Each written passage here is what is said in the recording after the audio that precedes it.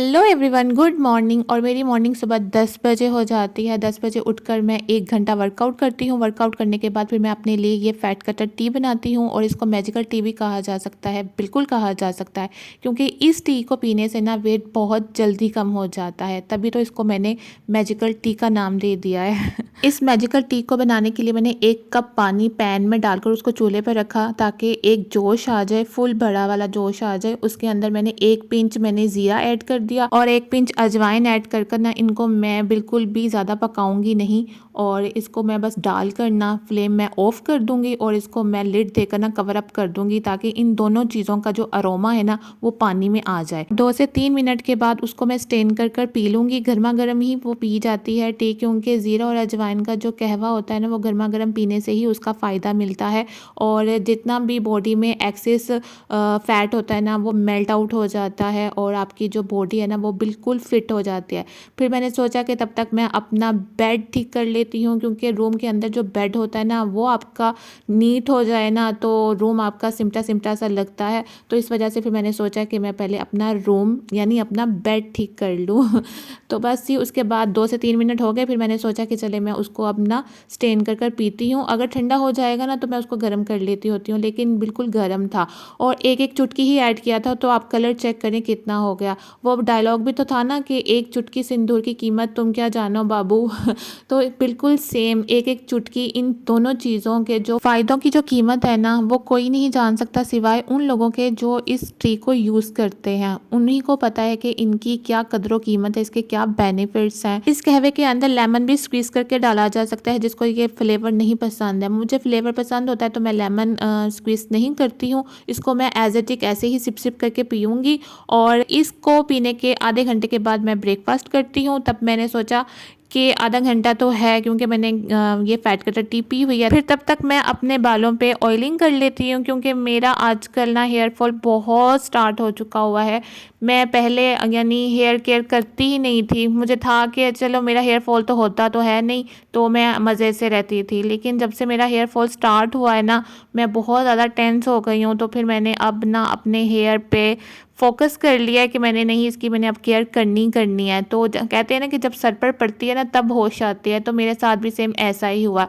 तो जब मैंने देखा कि मेरा हेयर फॉल स्टार्ट हो गया हुआ है तो फिर मैंने हेयर ऑयलिंग करनी स्टार्ट कर दी। और ये ऑयल वही है जो मैं अपने घर पर बनाती हूँ और ये बिल्कुल लास्ट था, यानी एंड हो चुका हुआ था। अब इंशाल्लाह 1 या 2 दिनों तक मैं इस ऑयल को दोबारा बनाऊंगी और दोबारा आप लोगों के साथ शेयर करूंगी। और मैंने यहाँ पर हेयर ऑयलिंग कर कर ना अपने बालों को अच्छे से टाइट कर कर ऊपर से बन बना कर रख लिया था, ताकि मैं आराम से ना अब 1-2 घंटे के बाद मैं ना शावर ले लूँगी। अब बारी आ गई है जी ब्रेकफास्ट बनाने की। और आजकल मैं इंटरमिटेंट फास्टिंग कर रही हूँ। इंटरमिटेंट फास्टिंग में 24 आवर्स में से 8 आवर्स ओपन विंडो और 16 आवर्स फास्टिंग होती है, यानी 8 घंटे मैं खाती हूँ और 16 घंटे मेरी फास्टिंग होती है। और इन 8 घंटों में ओपन विंडो जो मेरी होगी ना उसमें मैं प्रोटीन वगैरह ज़्यादा ऐड कर लेती हूँ अपनी डाइट में और कार्ब्स की क्वांटिटी बहुत ज़्यादा कम कर लेती हूँ। इस वजह से फिर मैं हेल्दी ऑप्शन की तरफ जाती हूँ जिसमें प्रोटीन हो, फाइबर हो। यू नो के बेसन में कितने ज़्यादा बेनिफिट्स हैं। इसमें फाइबर भी है, प्रोटीन भी है, पोटाशियम, मैग्नीशियम और विटामिन B6 भी है इसके अंदर। तो इस वजह से इसको मैं प्रेफर कर लेती हूँ कि बेसन का मैं इसमें बना लेती हूँ, चीला बना लेती हूँ, क्योंकि ये बहुत मज़े का भी बनता है और फुल ऑफ हेल्दी भी होता है और वेजिटेबल भी इसके अंदर ऐड किए जाते हैं। ये बिल्कुल यानी पकौड़ों की तरह इसका टेस्ट होता है, लेकिन ये फुल ऑफ हेल्दी है ऑप्शन। इस वजह से फिर मैं इसको प्रेफर करती हूँ कि मैं इसको ब्रेकफास्ट में ऐड कर लूँ। और जिनको आयरन की कमी होती है ना वो भी अपनी डेली रूटीन की डाइट में बेसन को ज़रूर ऐड करें, किसी भी फॉर्म में ऐड कर लें। और जिनको हड्डियों की प्रॉब्लम होती है आयरन की कमी की वजह से तो वो भी इसको ज़रूर ऐड करें, क्योंकि ये आयरन की जो कमी होती है ना उस डेफिशिएंसी को ये दूर कर देता है बेसन। तो इसलिए आप ज़रूर इस हेल्दी चीज़ को अपनी लाइफ में ऐड करें और इसको डेली कंज्यूम कर लें तो बहुत अच्छा होगा। तो बस ये अब इसको मैं बना रही हूँ बेसन के पैनकेक को। इसके लिए मैंने 3 टेबलस्पून भरकर बेसन लिया था और ये इनफ होता है मीडियम साइज़ के पैनकेक जब बन जाते हैं, और ये बिल्कुल इनफ होते हैं एक पर्सन के लिए।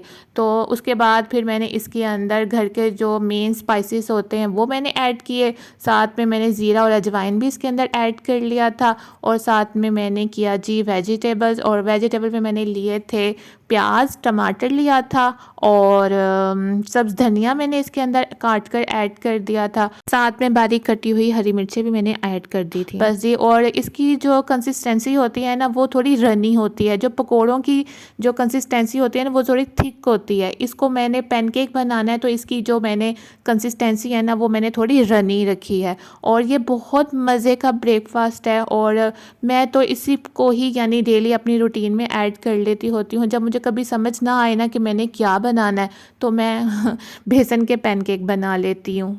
और साथ में मैं चाय बना रही हूँ, और चाय में मैं दूध लेती हूँ, लो फैट मिल्क लेती हूँ, क्योंकि फ़ैट तो बिल्कुल भी कोई चीज़ नहीं लेनी होती है ना, तो इस वजह से। और बेसन के पैनकेक बनाने के लिए मैं यूज़ कर रही हूँ देसी घी, क्योंकि देसी घी इंटरमीडिएट फास्टिंग में लिया जा सकता है। पहले मेरी सोच हुआ करती थी कि ये भी घी है, नॉर्मल घी की तरह होता है, ये भी फ़ैट हो जाएगा इससे और वेट गेन हो जाएगा, लेकिन बिल्कुल भी नहीं। जब तक मैंने रिसर्च नहीं किया हुआ था तब तक मेरी यही सोच हुआ करती थी। जब मैंने रिसर्च किया तो फिर मुझे पता चला कि देसी घी डाइट में लिया जा सकता है, इससे वेट कोई भी गेन नहीं होता। मैं आजकल चाय ना बहुत ज़्यादा दूध वाली नहीं लेती हूँ, क्योंकि मैंने हमेशा से दूध पत्ती चाय पी है, कभी भी चाय में मैंने कहवा वगैरह कभी ऐड नहीं किया। तो इस बार जब से मैंने डाइट स्टार्ट की है ना तो मैं अब कहवे वाली चाय बनाती हूँ कि 3 यानी हिस्सा जो होता है ना वो मैं पानी का ऐड कर लेती हूँ, और 1 हिस्सा दूध का जो लो फैट मिल्क होता है। बस आजकल ऐसी ही चाय पी रही हूँ।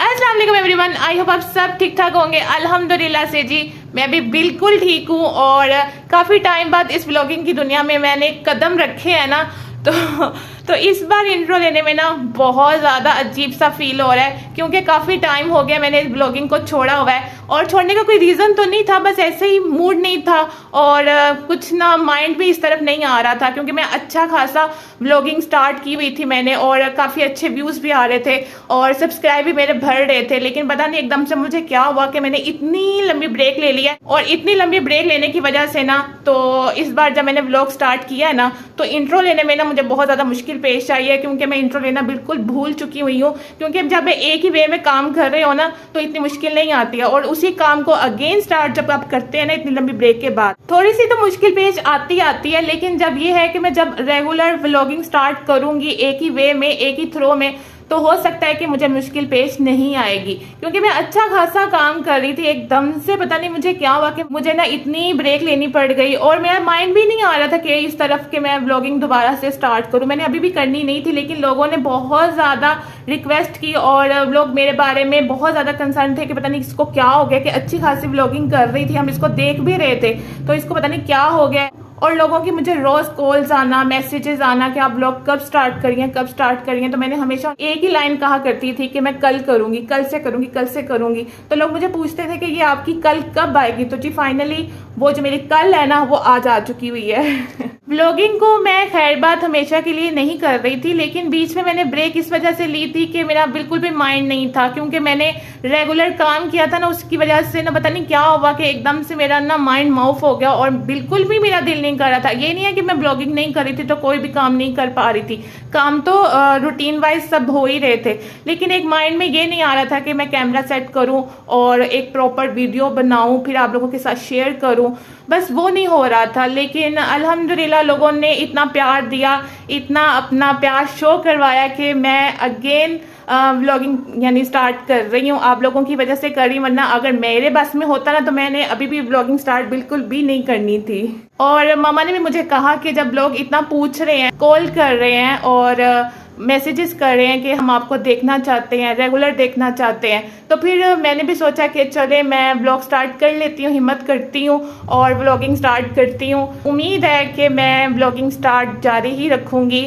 अल्लाह ताला से दुआ करती हूँ और आप लोगों की सपोर्ट चाहती हूँ, ताकि आप लोग मेरा साथ दें, मुझे इनकरेज करें, ताकि मेरी एक हौसला अफजाई हो ना, तो फिर मैं रेगुलर एक ही वे में ना ब्लॉगिंग आपके साथ ज़रूर शेयर करूँगी, अपनी रेगुलर रूटीन शेयर ज़रूर करूँगी। और बात जो मैंने फील की है कि मैंने जब से ब्रेक ली है ना ब्लॉगिंग की दुनिया से, और लोगों का मेरे बारे में पूछना कि क्या बात है, क्यों व्लॉग नहीं आ रहे, व्लॉग बनाओ, तो मुझे इतनी यानी दिल में ना खुशी हुई कि मैंने एक थोड़े से टाइम में ना मैंने इतने ज़्यादा लोगों के दिलों में ना इतनी ढेर सारी जगह बना ली है। और मुझे वो यानी मुझे तो पता चलता है ना कि लोग कहते हैं कि आप व्लॉगिंग स्टार्ट करें, आप उनको कहें कि व्लॉग स्टार्ट करें, हम उनको देखना चाहते हैं। पता नहीं दिल में इतनी ज़्यादा खुशी होती है कि मैं कोई इतनी बड़ी यानी यूट्यूबर नहीं हूँ, लेकिन फिर भी लोगों ने इतना मुझे प्यार दिया। आप सबका बहुत बहुत ज़्यादा शुक्रिया। इसी तरह यूं ही मुझसे प्यार करते रहें और अपना प्यार शो करते रहें मेरे व्लॉग को देख देख कर तो बस यही कहना चाहती हूँ कि हम तो कुछ भी नहीं है, लेकिन अल्लाह ताला जिसको इज़्ज़त दे, और यहाँ पर मैं अल्लाह ताला का जितना शुक्र अदा करूँ उतना कम है कि आज जो भी हूँ वो अल्लाह ताला की मेहरबानी से और मेरे माँ बाप की मेहरबानी है कि उन्होंने ऐसा बनाया कि आप लोगों को मैं पसंद आ रही हूँ। लेकिन मेरे में इतना ऐसा कुछ है नहीं कि लोग मुझे इतना पसंद कर रहे हैं। तो आप सबका बहुत बहुत ज़्यादा शुक्रिया। और चलें जी, अब मैं इस ब्लॉग को कंटिन्यू करती हूँ। बहुत ज़्यादा बातें कर ली हैं मैंने, बस आप दुआ कीजिएगा कि मैं व्लॉगिंग जारी रखूं बीच में, यानी फिर से ब्रेक ना ले लूं मैं। बस आप अपना साथ दीजिएगा ढेर सारा और मेरे चैनल को सब्सक्राइब कीजिए। और स्टिल अभी तक जिन्होंने भी मेरे चैनल को सब्सक्राइब नहीं किया तो काइंडली वो पहले मेरे चैनल को सब्सक्राइब कर लें और साथ ही साथ बेल आइकॉन के बटन को प्रेस करना मत भूलिएगा। वाह, अब मुझे लाइन्स याद हो गई हैं जो मैं बिल्कुल भूल चुकी हुई थी अब मुझे याद हो चुकी हुई हैं, थैंक गॉड तो चलिए जी, इस व्लॉग को स्टार्ट करती हूँ और आगे की रूटीन जो भी है वो आप लोगों के साथ शेयर करती हूँ। आई होप आपको आज का व्लॉग पसंद आए तो लाइक और शेयर कर दीजिएगा और अपना प्यार यूं ही मुझे देते रहिएगा। Thank you so much. चलें जी, अब मैं व्लॉग स्टार्ट करती हूँ। आज की बातें इतनी ठीक है और आगे की जो भी रूटीन होगी वो मैं आप लोगों के साथ शेयर करती हूँ। इस व्लॉग को आपने एंड तक देखना है, स्किप बिल्कुल नहीं करना। तो चलें जी, मैं अब व्लॉगिंग स्टार्ट करती हूँ। और लंच टाइम में मैं अपने लिए बना लेती हूँ full of healthy eating full of bowl में बना लेती हूँ सैलेड का, जो कि बहुत ज़्यादा मज़े का होता है। इसको लेने से ना बेली फुलफिल रहता है और किसी और चीज़ की क्रेविंग नहीं होती है। इसके लिए मैंने कैरेट ले लिया और साथ ही साथ क्यूकम्बर ले लिया, मैंने एप्पल ले लिया, कैबेज ले लिया। और इसकी जो ड्रेसिंग है ना, मैं कहती हूँ टू गुड हो जाती है, इसका और मज़ा ना दोबाला हो जाता है और दिल करता है कि फुल ऑफ बाउल में भर कर ना एक ही टाइम में जल्दी जल्दी से फिनिश कर लूँ। और उसकी ड्रेसिंग में मैं लेती हूँ ऑलिव ऑयल, हनी लेती हूँ और लेमन स्क्वीज़ कर लेती हूँ और साथ में ब्लैक पेपर और सॉल्ट, और इसको अच्छे से मिक्स कर कर ना मैं फिर इंजॉय करती हूँ और बहुत ही मज़ा आता है। ऐसी ड्रेसिंग यानी सैलेड के ऊपर डली हो ना तो बहुत ज़्यादा मज़ा आता है खाने में। तो बस इसको मैं लूँगी, क्योंकि लाइट नहीं थी तो मैंने फ्लैश लाइट ऑन की हुई थी तब जब मैं ये सैलेड बना रही थी। तो उसके बाद जी लाइट आई तो फिर हमने डिनर बनाने की तैयारी स्टार्ट कर ली थी, क्योंकि लाइट आई थी तो उसका फ़ायदा उठाया, क्योंकि आजकल लाइट बहुत ज़्यादा जा रही है। तो इस वजह से हमने कहा कि लाइट आ गई तो फटाफट से हम ना डिनर बनाते हैं। डिनर में हम लोग बना रहे थे पालक चिकन और यहाँ चिकन पालक जो भी है। तो बस यहाँ पर मामा बना रही थी, मैं बस वीडियो शूट कर रही थी। और मामा ने ना हर जो भी चीज़ थी ना वो मामा ने ग्राइंड कर ली थी, ग्राइंड नहीं की थी, चॉपर कर ली थी, क्योंकि ग्राइंड करें ना उसमें हमें पानी ऐड करना पड़ता है तो फिर उसका पानी ड्राई करने में बहुत ज़्यादा टाइम लग जाता है। और मैं आपको एक टिप देती हूँ कि जब भी घर में आप पालक बनाएं ना, उसको आप चॉपर में डालकर चॉपराइज करें। इसको कभी भी वो जूस वाली मशीन होती है उसमें कभी भी ऐड करके ना ग्राइंड मत करें, क्योंकि वो बिना पानी के तो बिल्कुल भी नहीं चलेगी। पालक में पानी चला जाए ना तो अजाब बन जाता है इसको ड्राई करना। तो इस वजह से मैं इसको हमेशा चॉपर करती हूँ और इसका जो पानी होता है ना जिसमें हम इसको बॉयल करते हैं वो मैं मैं डिस्कार्ड कर देती हूँ और जस्ट पालक को मैं ना चॉपर करती हूँ और बिल्कुल ऐसे लगता है कि जैसे मैंने ना इसको ड्राई कर लिया होता है, वरना पालक में पानी रह जाए ना तो जब हम इसको घी में ऐड करते हैं तो घी सारा छींटों के ज़रिए बाहर आ जाता है, यानी पूरा मैसो मैस हो जाता है सारा किचन। तो इस वजह से तो रात के टाइम मैं कार्ब्स ऐड कर लेती हूँ अपनी डाइट में, क्योंकि खाना खाने के बाद 16 घंटे का फास्टिंग मेरा चलेगा, तो इस वजह से फिर मैं कार्ब्स ऐड कर लेती हूँ। आई होप आज का व्लॉग आपको पसंद आया हो। पसंद आए तो प्लीज़ लाइक शेयर कमेंट ज़रूर कीजिएगा। आपसे मिलती हूँ कल एक नए व्लॉग के साथ, तब तक अपना बहुत ज़्यादा ख्याल रखिएगा। ओके जी, अल्लाह हाफिज़, बाय बाय।